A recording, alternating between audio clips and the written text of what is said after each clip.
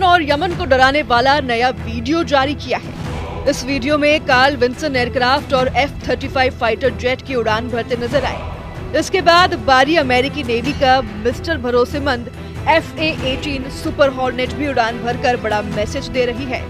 Trump ने ऐसे ही एक और लड़ाकू विमान को उड़ान की हरी झंडी दिखाई है। अमेरिका की मिसाइल भी तैयार है। यह है साइडवाइंडर, जो 35 किलोमीटर की रेंज में दुश्मन के हवाई टारगेट को भस्म कर सकती है।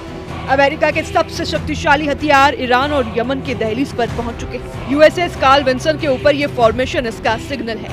अमेरिका ईरान के सर्वोच्च नेता अली खामनेई और हुती फोर्स के प्रमुख अब्दुल मलिक अल हुती को लगातार बता रहा है कि उनके पास अब बचने का कोई तरीका नहीं है। ट्रंप बताना चाहते हैं कि हुती को इजराइल पर हमले रोकने होंगे और ईरान को परमाणु समझौता करना ही होगा।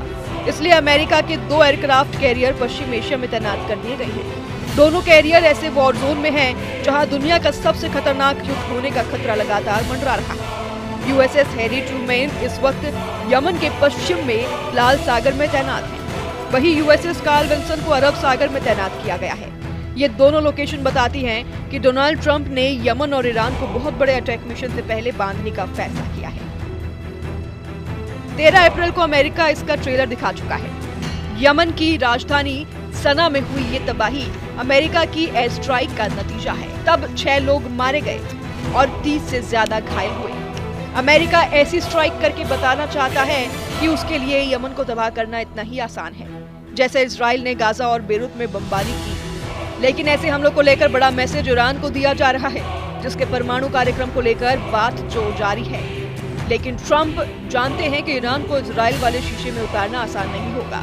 यमन में हुती और ईरान में परमाणु बम की फैक्ट्री, अब तक दोनों को रोकने की अमेरिका की हर कोशिश नाकाम रही है। इजराइल और अमेरिका की फौज तो यमन के हुती विद्रोहियों के आगे जूझती हुई नजर आ रही है। ट्रंप का एजेंडा साफ है, वो यमन में हुती और ईरान की सेना को अपने आगे नाक रगड़ते हुए देखना चाहते हैं। इसलिए ट्रंप ने अचानक ऐसा फैसला किया, जिसके बाद यमन और ईरान के आसपास समंदर में आर पार की लड़ाई का खतरा पैदा हो गया है। अमेरिका ने यमन और ईरान यानी 2 फ्रंट वाले युद्ध के लिए अब दूसरा एयरक्राफ्ट कैरियर पश्चिम एशिया में उतार दिया है। यानी हुती और ईरान का शिकार करेंगे अमेरिका के 2 बैटल ग्रुप।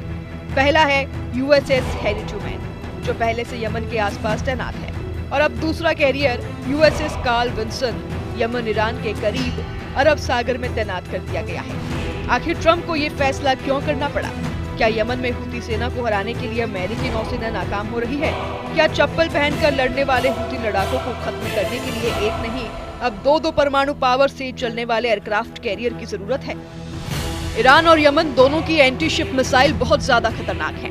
ये किसी भी अमेरिकी जहाज को या तो डुबो सकती है या फिर उनको ऐसा नुकसान पहुंचा सकती है जिसके बाद अमेरिका का वॉरशिप निष्क्रिय हो जाए और वो इस्तेमाल के लायक ना बचे। यही वजह है कि अमेरिका के दोनों कैरियर इस वक्त और यमन से इतनी दूरी पर ऑपरेट कर रहे हैं ताकि वो यमन और ईरान के एंटी शिप वाले असलहे की रेंज में ना आए। यमन में हुती के पास अब चीन की C-802 एंटी शिप मिसाइल का देशी वर्जन है, जिसका नाम अल-मंदाम 1 है। रिपोर्ट है कि ये मिसाइल हुती ने ईरान की मदद से तैयार की है और इसकी रेंज 300 किलोमीटर तक है। इसको ऐसे समझिए कि चीन C-802 बनाई तो उसकी रेंज 120 किलोमीटर थी। उसकी नकल करके ईरान ने अपना बेहतर वर्जन तैयार किया, नाम गदीर रखा, और उसकी रेंज 200 से 300 किलोमीटर तक बताई गई। अब हुती के पास यही मिसाइल अल-मंदाम 1 और अल-मंदाम 2 के नाम से है, जिसकी रेंज भी इतनी ही बताई जा रही है। अमेरिका की कैरियर फोर्स इस रेंज को ख्याल रखते हुए ही ईरान और यमन से दूरी बनाए हुए हैं। लेकिन ईरान की सीक्रेट पावर का अंदाजा ट्रंप की नौसेना को अच्छी तरह से है। जनवरी के महीने में ईरान अपना ये वीडियो रिलीज करके अमेरिका को वार्निंग दे चुका है। ट्रंप की शपथ से ठीक पहले ईरान ने अपनी मिसाइल बोट वाली सुरंग दिखाई थी। तब अमेरिका की नौसेना में खलबली मच गई थी। इतनी लंबी सुरंग और अंदर खड़ी है मिसाइल बोट की ट्रेन। 1, 2, 3, 4, 5, 6, 7, 8, 9, 10, 11, 12, 13 गिनते जाइए और मिसाइल बोट गिनते जाइए। ये मिसाइल बोट क्या करती है, ये अब समंदर की सतह से देखिए।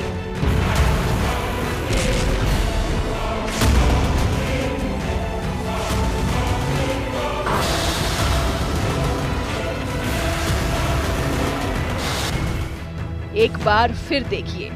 फास्ट बोट से एंटी शिप मिसाइल फायर होती है और फिर टारगेट से जा टकराती है।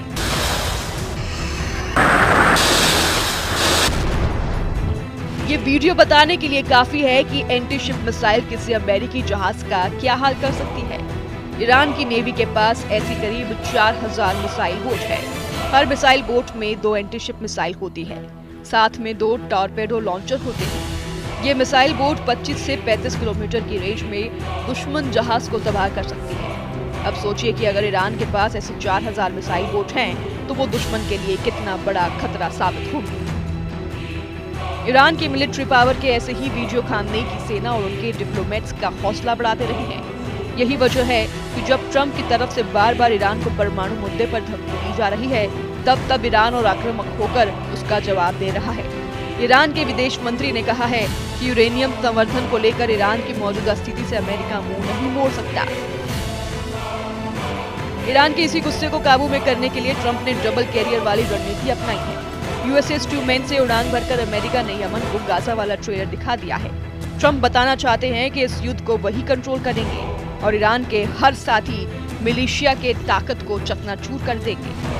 इसलिए डोनाल्ड ट्रंप ने मार्च के महीने में USS हैरी ट्रूमैन को यमन के पास तैनात किया और जब बात नहीं बनी तो ईरान पर डबल प्रेशर के लिए अप्रैल में USS कार्ल विल्सन को भी अरब सागर में तैनात कर दिया। अब सवाल है कि क्या इस रणनीति से ईरान के एटम बम वाला खतरा खत्म हो पाएगा या फिर ट्रंप की डबल कैरियर वाली रणनीति फेल हो जाएगी। ओमान में अमेरिका और ईरान की बातचीत अब तक ठीक माहौल में हुई है, लेकिन ट्रंप के तीखे तेवर अब इस माहौल पर तेजाबी बारिश कर रही हैं। इस वक्त पश्चिम एशिया में जो भी हो रहा है वो 2 कैंपों के बीच चल रहा है। एक तरफ है इजराइल और अमेरिका और दूसरी तरफ है ईरान और उसके साथी मिलिशिया। फिलहाल हूती विद्रोहियों पर अमेरिका ने जिस तरह से नजरें टेढ़ी की हैं, वो साबित कर रहा है कि यमन एक नया वॉर जोन बना चुका है। हूती लगातार इजराइल पर हमला कर रही हैं और अमेरिकी अटैक को लेकर यमन में कोई बेचैनी नजर नहीं आ रही। अमेरिका ने अपने 3 बड़े हथियार पश्चिम एशिया को कंट्रोल करने के लिए तैनात किए हैं। इनमें सबसे खास है B-2 बम वर्षक विमान। ये स्टेल्थ बम वर्षक यमन और ईरान पर हमले के लिए डिएगो गार्सिया से ऑपरेट कर रही हैं। दूसरे नंबर पर है अमेरिका का आधुनिक मिसाइल डिफेंस सिस्टम थार्ड और पैट्रियट, जो इजराइल को यमन और ईरान की मिसाइल से बचाने के लिए तैनात किए गए हैं। तीसरे नंबर पर है अमेरिका के 2 एयरक्राफ्ट कैरियर, जो यमन और ईरान को घेरने के लिए तैनात किए गए हैं। हूती और ईरान का गठजोड़ कितना खतरनाक है, इस बात का एहसास नेतन्याहू और ट्रंप दोनों को हो चुका है, लेकिन वो भी ये बात बहुत अच्छी तरह जानते हैं कि यमन से आगे अगर ये युद्ध तेज हुआ तो समझ लीजिए कि पूरा पश्चिम एशिया ही नहीं, पूरी दुनिया को जलाने वाली जंग शुरू हो जाएगी, क्योंकि ये ऐसा इलाका है जहां से पूरी दुनिया की अर्थव्यवस्था चलती है और अगर यहाँ आग लगी तो पूरी दुनिया आर्थिक तबाही का सामना करेगी।